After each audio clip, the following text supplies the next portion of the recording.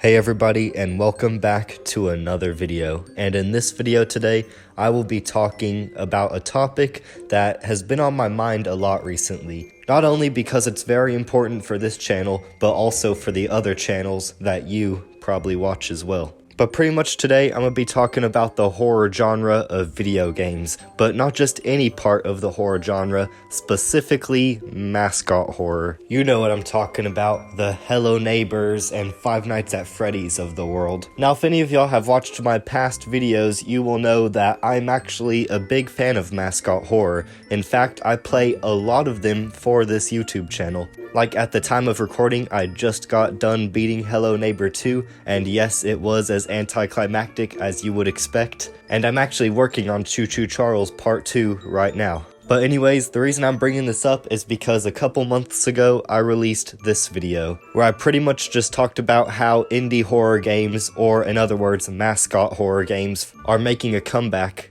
and I predicted what games we can expect to see come for the near future. And even though in that video I didn't stretch too far out into the realm of possibility, I still managed to get almost everything I said in there correct. Ever since the release of that video, we have officially gotten the release of Baldi's Basics Classic Remastered and Bendy and the Dark Revival, both of which I predicted were going to come out pretty soon. The only other prediction I made in that video that I may have gotten wrong was the fact that there was going to be a Granny 4 or just another installment in that franchise. And I know technically there was a fan that made both Grannies 4 and 5, but those weren't made by DV Looper himself, so I'm not counting those as actual games, especially because you can't download them without getting to some shady websites or something. But although there is yet to be an official Granny 4, I do believe that we are at the very least getting pretty close to either a Granny 4 or another installment in some sort of other mascot horror series that DV Looper is doing that takes place in the same universe as the Granny franchise. And if you're wondering what the heck I mean by that, well, listen. DV Looper, the creators of the Granny games, before they ever made Granny, they made 10 Slendrina games in the span of 5 to 6 years. None of these games ever popped off or blew up in the way Granny did, but he still made 10 of them before moving on to Granny, which, may I remind you, still takes place in the same universe of the Slendrina games. All the games are connected. It's one big lore. Go figure. It's a mascot horror game. But anyways, because of the absolute grind that DV Looper was on whenever creating those Slendrina games, I have a feeling that the Granny franchise, although may seem dead on the internet, is far from over. But yeah, that's my prediction for the future of Granny, and you know, while we went ahead and predicted that, let's go ahead and start predicting a few other indie horror games, or mascot horror games, whichever one you really want to call it at this point. Let's go ahead and predict a few more of those that may be coming soon. Going ahead and getting a few out of the way, first off, Baldi's Basics Plus. Now with this game, the creator did say that he'd be taking his time to ensure that there's no bugs or anything like that, although that was a couple years ago whenever he said that. So I'm willing to bet that at this point, surely he has made a lot of headway on his project. And who knows, maybe we'll even get to see it this year. Next up on the list, we have Poppy Playtime Chapter 3 and also Project Playtime Season 2. These two are literally guaranteed. Like, both of them are quite literally coming, they're inevitable, and they're gonna be coming pretty soon. I mean, at this point, we've been being teased about Chapter 3 of Poppy Playtime for a little bit now, and Season 1, we literally have a countdown to see how long until Season 2 will arrive for Project Playtime. So yeah, these ones are on their way, and yeah. And another one of these that I'm actually surprised not more people are talking about is a third game into the Bendy franchise. Yes, I know Bendy and the Dark Revival literally just came out like a couple months ago. It's pretty early on to already start thinking about the next game in the franchise. But with the ending of Bendy and the Dark Revival featuring ink creatures coming into the real world, I really feel like there's a lot of good potential for a third and final installment for a Bendy trilogy. But although I do think we will eventually get a third Bendy game, I do think we still have quite a while until that's actually going to happen. We probably have like another half a decade or so don't get your hopes up yet. Next up is Amanda the Adventurer. This is a fairly new indie horror game that from day one has held a whole lot of potential. At this point, after we've had a couple demos, we're getting pretty close to the full release. And I'm so excited to see what the full release has in store for us and the deeper lore.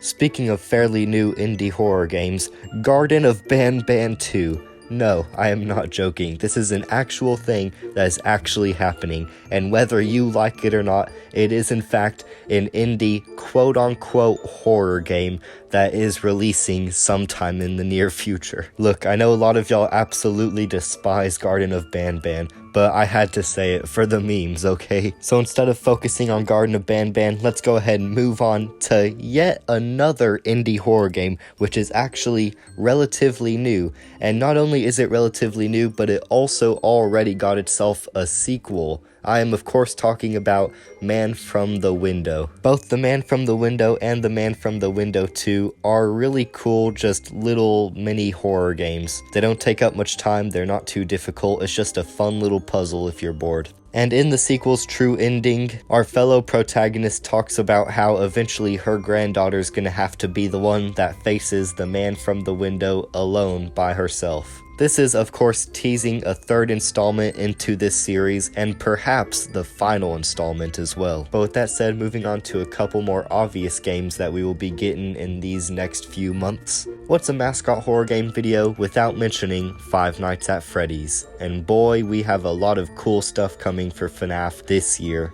Getting the two more obvious things out of the way, we of course have the Ruin DLC for Five Nights at Freddy's Security Breach. To be honest, with how long they've been working on this DLC and the fact that they are quote-unquote ahead of schedule, makes me think that we're either going to be getting it sometime this month or more likely next month. I mean, come on Stillwell Studios, you've been working on this DLC forever. Just please give us the Ruin DLC already. But the next piece of FNAF content that we have coming fairly soon is, of course, the FNAF movie. After 7 years worth of scripts and rewrites, Jason Blum has finally answered our prayers and will be making the FNAF movie. Now, I don't know about y'all, but personally, this is a dream come true for me. I've already been in love with Blumhouse as a company since the release of the Halloween trilogy and the Black Phone movie. So that, on top of the fact that Jason Blum does intend for the FNAF movie to be super bloody and gory, it's just literally, I cannot be any more excited than I already am for this movie. And for those of y'all who don't know, whenever Blumhouse was making the Halloween trilogy,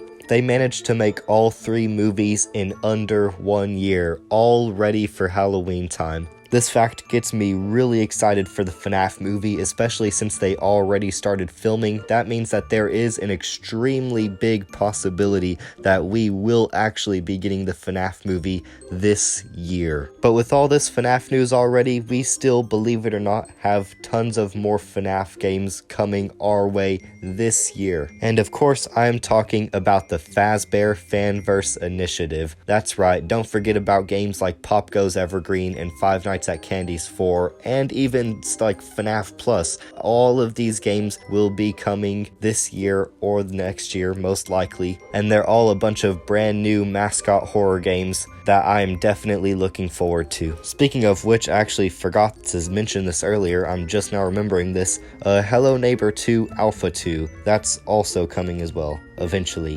Whether that's a good thing or a bad thing, I'm gonna leave that up to you. But anyways, now that we got that out of the way, let's go ahead and move on into the realm of speculation. That's right, it's time for me to actually predict what the next horror games are gonna bring to the table, instead of me just pretty much telling you a bunch of random facts. The first one that I predict will be happening sometime soon is Tattletale 2. The first Tattletale blew up on the internet whenever it first came out, and it is widely considered as one of the best and also most nostalgic indie horror games out there. And to my knowledge, I'm pretty sure the creators did say that they'd be down to make a sequel. I don't know why they haven't yet, but now's a better time than ever. So yeah, there you go. Moving on to my next prediction, we have Duck Season 2. Okay, I'm gonna be honest, I actually highly doubt they're gonna make a sequel to this game. It's just I really like this horror game, and I really want it to get back in the spotlight, so that's the only reason I really want a sequel, to be honest. I mean, the first game was so good. It was pretty much a VR game where you in VR are playing Duck Hunt on the NES, but if you decide to shoot the dog, then he'll come to life and kill you. There's lots of cool endings, there's lots of creepy imagery, and it's super cool, super creepy, and I just really love it. I really just wanted an excuse to mention it in this video. But yeah, I think the only other thing I haven't mentioned was all the Sonic EXE games that are coming out recently. And yes, believe it or not, Sonic EXE, out of all creepypastas, that is the one that is making a comeback this year as well. Speaking of Sonic EXE, a little fun fact about my channel is before I started making Markiplier theories and indie horror game videos, I actually kind of wanted to base this channel around Sonic EXE games and like Sonic EXE fan Let's Plays and stuff. That was until I quickly realized that one of the many ways Sonic EXE games consider themselves quote-unquote scary is by hacking into your computer. So yeah, no, I think I'll just skip on that one. But yeah, I know this video was pretty random, but honestly, I just really wanted to point out how well of a spot we're in for the indie or mascot horror game genre right now. These upcoming years, we have tons of new stuff to look forward to, and it is definitely quite a good time to be a fan of any of these franchises right now. I always used to think that the YouTube gaming community went through phases, like for example, during 2013 through 2015, YouTube gaming mainly meant Minecraft, and people like Stampy Longnose or DanTDM were dominating the platform. Or back in 2018, whenever Ninja and Tofu were rising up, and you couldn't go anywhere on this app without seeing something Fortnite related. It's phases like these that the majority of the community goes through that we end up looking back on with a whole lot of nostalgia, and I feel like this is our next phase. With the rise of all these mascot horror games these couple of years, I have no doubt that in a decade or two, we will be looking back at 2023 with so much nostalgia. Thank you guys so much for watching. Make sure to like and subscribe if you did enjoy, and I will see y'all in the next video. Goodbye.